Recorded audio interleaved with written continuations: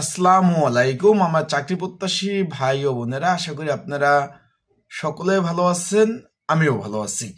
এখন বিষয়টা হলো, বাংলাদেশ জুডিশিয়াল সার্ভিস কমিশন সচিবালয় সকলে অবগত আছেন, জেলা জজ এবং তার দায়রা জজ আদালত, ট্রাইব্যুনাল, তার অধীনস্থ যে আদালত রয়েছে, এইখানেই কিন্তু তারা নিয়োগ বিজ্ঞপ্তি প্রকাশ করছে এবং রাজস্ব খাতে অফিসক পদে 401টি শূন্যপদ, তার কিন্তু পরীক্ষা হতে যাচ্ছে আগামী 17/1/2026। অলরেডি অ্যাডমিট কার্ড ডাউনলোড করে ফেলছেন, তার মানে আজকে হইলো আপনার 14 তারিখ। আজকের দিন নিয়ে যদি ধরি 14, 15, 16, মাঝখানে মাত্র 3 দিন, আজকের দিন নিয়ে 3 দিন বাকি রয়েছে। এখন যেহেতু আগামী 17 তারিখ পরীক্ষা অনুষ্ঠিত হবে, পরীক্ষাটা হবে MCQ। আবার বলতেছি, পরীক্ষাটা হবে MCQ, 4টা অপশন থাকবে, একটা দাগাতে হবে। এখন বিষয়বস্তুটা হলো, যারা পরীক্ষার্থী রয়েছেন, আপনারা যারা ক্যান্ডিডেট রয়েছেন, আপনারা কোন কোন সাবজেক্ট ভিত্তিক পড়াশোনা করবেন, কোন কোন বিষয় পড়বেন।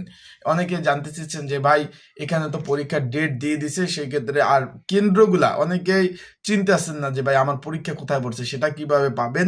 যেহেতু আগামী 17 জানুয়ারি 2026 সকাল 10টা থেকে 10:35, মানে 35 মিনিটের পরীক্ষা।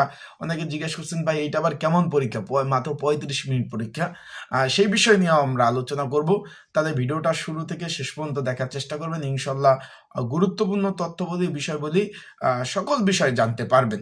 তাহলে চলুন ভিডিওটা শুরু করি। তার আগে বলে দিই, আপনারা যারা আমার ইউটিউব চ্যানেলে নতুন, তারা অবশ্যই আমার ইউটিউব চ্যানেলটা সাবস্ক্রাইব করে রাখবেন, লাইক বাটনটা ক্লিক করে রাখবেন। আপনাদের যে কোনো মন্তব্য জানার, আপনারা কিন্তু মন্তব্য কমেন্টস করতে পারেন। এখন যেহেতু পরীক্ষার ডেট পড়ে গেছে ভাই, আপনারা অলরেডি পেয়েছেন SMS, already admit card download করতে পারছেন। বিষয়টা ক্লিয়ার। অ্যাডমিট কার্ড যারা ডাউনলোড করতে পারেন এখনো, তারা কি করবেন সেই বিষয়ে আলোচনা করব।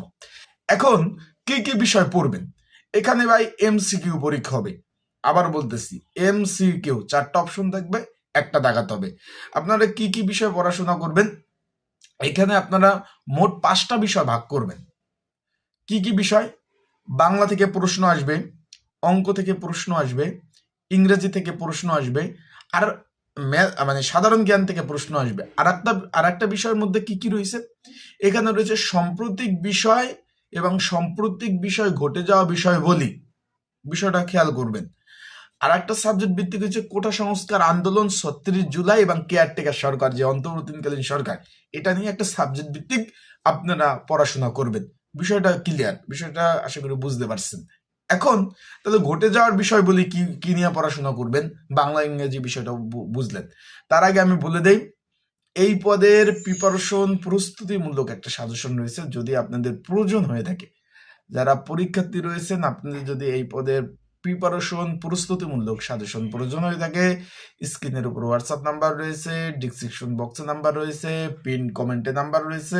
এই নাম্বারে কিন্তু মেসেজ করতে পারেন, যোগাযোগ করতে পারেন। এই নাম্বারে মেসেজ করে যোগাযোগ করে আপনারা কিন্তু এই সাজেশনগুলো নিয়ে আপনারা কিন্তু পড়তে পারবেন। তাই যাদের প্রয়োজন আছে তারা অবশ্যই এই নাম্বারে মেসেজ করবেন। পরীক্ষা MCQ হবে। সাম্প্রতিক যে বিষয়গুলি রয়েছে সেইগুলা পড়বেন।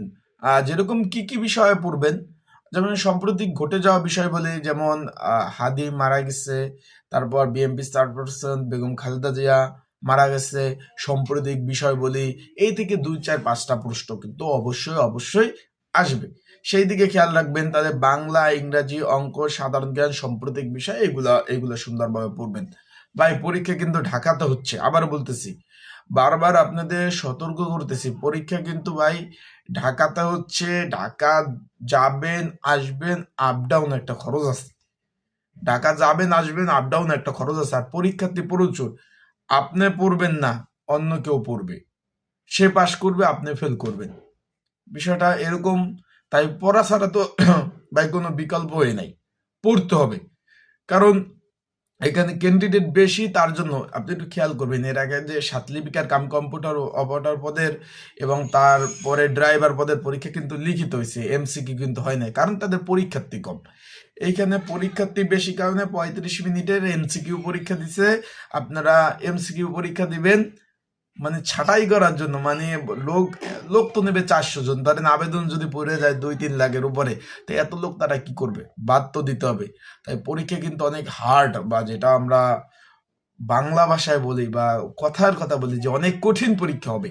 আপনারা প্রশ্ন দেখে বলবেন কি যে ভাই আমরা তো 8 পাশে আবেদন করছি, তাহলে এত কঠিন পরীক্ষা হবে, এত কঠিন, এই কথা অনেকেই বলবেন আমারে।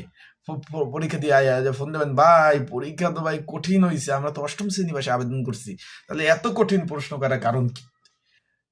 এত কঠিন প্রশ্ন করার কারণ কি, এই বিষয়।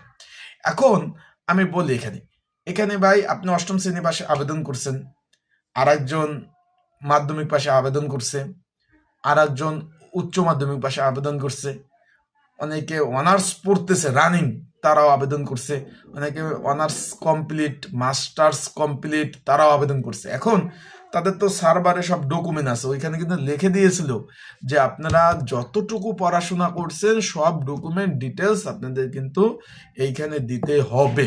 সেখানে তাদের সার্ভারে একটা ডকুমেন্ট আছে যে মানে উচ্চ মাধ্যমিকে কতজন আবেদন করছে, মাধ্যমিকে কতজন আবেদন করছে, তারপরে আপনার যারা মাস্টার্স পড়তেছে, অনার্সে পড়তেছে, তারা আবেদন করছে, সার্ভারে এক তাদের কাছে আছে, ওই আঙ্গিকে তারা কিন্তু প্রশ্ন করবে।